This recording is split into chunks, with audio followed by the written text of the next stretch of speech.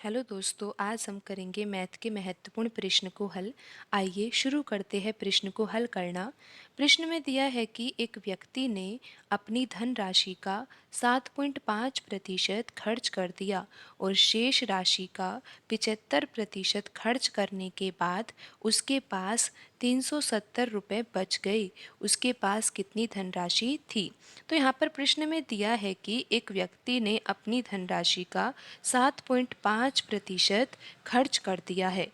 बिल्कुल। और फिर उसके बाद लिखा हुआ है शेष राशि जो बची है, 7.5% खर्च करने के बाद जो राशि बची है, शेष राशि, उसका 75% खर्च कर दिया। फिर खर्च करने के बाद उसके पास कितने रुपए बचे हैं?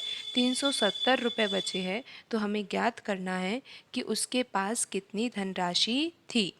तो यहाँ पर प्रश्न में दिया है कि 7.5% खर्च कर दिया। तो 7.5% का अगर हम भिन्न रूप निकालें तो भिन्न रूप क्या होगा? तो 7.5 तो लिखना ही है, प्रतिशत के स्थान पर आपको बट्टे में 100 लिखना है। तो इस तरह से आप बदल सकते हो प्रतिशत को भिन्न में। आप दशमलव को हटाइए और नीचे लगा दीजिए एक शून्य। अब आप इसको 25 के पहाड़े से काट सकते हो दोनों संख्याओं को। 75 कटेगा 3 बार और 1000 कटेगा 40 बार। तो 7.5% किसके बराबर होता है? 3/40 के बराबर होता है। आइए अब हम प्रश्न को हल करते हैं। तो आपको ये तो पता लग ही गया है कि 7.5% बराबर किसके है? 3/40 के बराबर है। तो यहाँ पर हम लिखते हैं कुल धनराशि, कुल कितना था और खर्च करने के बाद शेष कितना है। तो यहाँ पर 40 यूनिट तो कुल धनराशि है और 40 का 7.5% कितना होता है?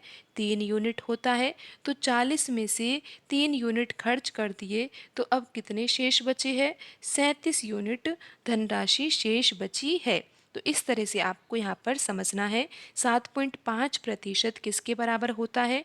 3/40 के बराबर होता है। अगर कुल धनराशि 40 है और 40 का 7.5% खर्च कर दिया है तो 40 में से 3 यूनिट खर्च कर दिया है और 3 यूनिट खर्च करने के बाद शेष राशि बचेगी 37 यूनिट।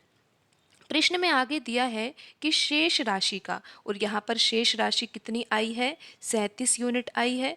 शेष राशि का 75% खर्च कर दिया है और खर्च करने के बाद अब कितने रुपए बचे हैं? 370 रुपये बचे हैं।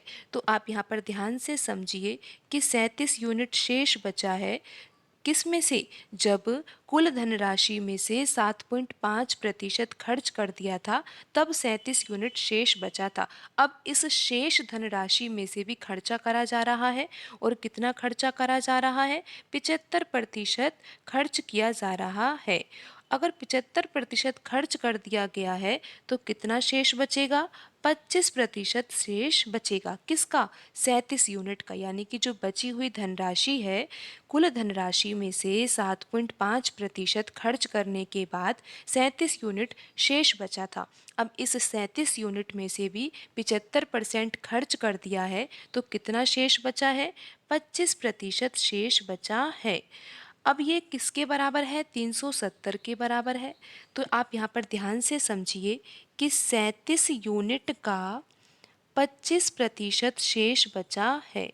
कितना बचा है? 37 यूनिट का 25% शेष बचा है और ये किसके बराबर है? 370 रुपये के बराबर है। तो आइए आप यहाँ पर एक बार फिर से समझिए कि यहाँ पर कुल धनराशि कितनी है? कुल धनराशि थी 40 यूनिट, क्योंकि 7.5% किसके बराबर था? 3/40 के बराबर था। अब 7.5% तो खर्च कर दिया तो शेष धनराशि बची 37 यूनिट। अब इस 37 यूनिट में से भी 75% खर्च कर दिया और 25% शेष बचा और ये किसके बराबर दिया हुआ है? प्रश्न में 370 के बराबर दिया हुआ है। इसका सीधा सा अर्थ आपको ये लेना है कि 37 यूनिट का 25% किसके बराबर है? 370 के बराबर है। तो यहाँ से अब हम 1 यूनिट की वैल्यू निकालते हैं। तो यहाँ पर लिखना होगा आपको, यहाँ पर लिखना है 37 यूनिट का के स्थान पर गुणा और 25/100 और बराबर क्या है, 370 है। तो यहाँ पर आप 37 से यहाँ पर ये 10 बार कट जाएगा और आप यहाँ पर और क्या काट सकते हो, 25 के पहाड़े से ये 100 काटा जा सकता है 4 बार। तो ये 1 यूनिट किसके बराबर आ जाएगा, 1 यूनिट बराबर आ जाएगा 40 रुपये। तो आपको यहाँ पर इतना समझ में आ गया होगा कि 1 यूनिट बराबर कितना आ गया है, 40 रुपये आ गया है। हमें प्रश्न में ज्ञात करनी है कुल धनराशि जितनी उस व्यक्ति के पास थी, शुरू में थी। तो कुल धनराशि तो हमने कितनी मानी थी, 40 यूनिट मानी थी। 1 यूनिट बराबर 40 रुपये है, तो 40 यूनिट बराबर कितना हो जाएगा, 40 यूनिट बराबर हो जाएगा 40 का गुणा करना होगा 1 यूनिट से, और 1 यूनिट की वैल्यू कितनी है, 40 रुपये। तो यहाँ पर हम 40 के साथ 40 का ही गुणा कर देंगे, तो आंसर आ जाएगा 1600 रुपये। तो यहाँ पर प्रश्न में पूछा गया था कि व्यक्ति के पास कुल धनराशि कितनी थी, 1600 रुपये थी। ऑप्शन बी में लिखा हुआ है 1600 रुपये, तो यही सही आंसर होगा। आप एक बार फिर से समझ लीजिए कि प्रश्न को किस तरीके से हल करना है। 7.5% दिया हुआ था, तो 7.5% को भिन्न में बदला तो ये हो गया था 3/40। तो यहाँ पर हमने लिखा कि कुल राशि कितनी है, और यहाँ पर 7.5% खर्च करने के बाद शेष राशि कितनी है। तो 40 यूनिट तो कुल राशि है, और 40 का 7.5% होता है 3 यूनिट।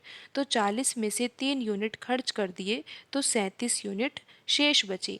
अब 37 यूनिट में से भी 75% तो खर्च कर दिए गए और 25% शेष बचे, और ये किसके बराबर दिया हुआ था प्रश्न में, 370 के बराबर। तो यहाँ पर हमने क्या किया, 37 यूनिट का 25% निकाला, जो कि इस प्रकार निकाला जा सकता है। और ये प्रश्न में किसके बराबर दिया हुआ था, 370 रुपये के बराबर दिया हुआ था। और जब हम इसको हल करते हैं तो ये किसके बराबर आ जाएगा, यहाँ पर हम इस तरह से इसको हल कर सकते हैं। तो 1 यूनिट बराबर किसके आ गया था, ये जो 4 है यहाँ पर ये चला जाएगा 10 के साथ गुणा में, तो ये हो जाएगा 1 यूनिट बराबर 40 रुपये। और हमें ज्ञात करनी था कि उसके पास कितनी धनराशि थी, 40 यूनिट धनराशि थी। 1 यूनिट की वैल्यू 40 रुपये है, तो 40 यूनिट की वैल्यू कितनी आ जाएगी, 1600 रुपये। ऑप्शन बी में लिखा हुआ है 1600 रुपये, तो यही सही आंसर होगा। आज की वीडियो में इतना ही, मिलते हैं अगली वीडियो में। धन्यवाद।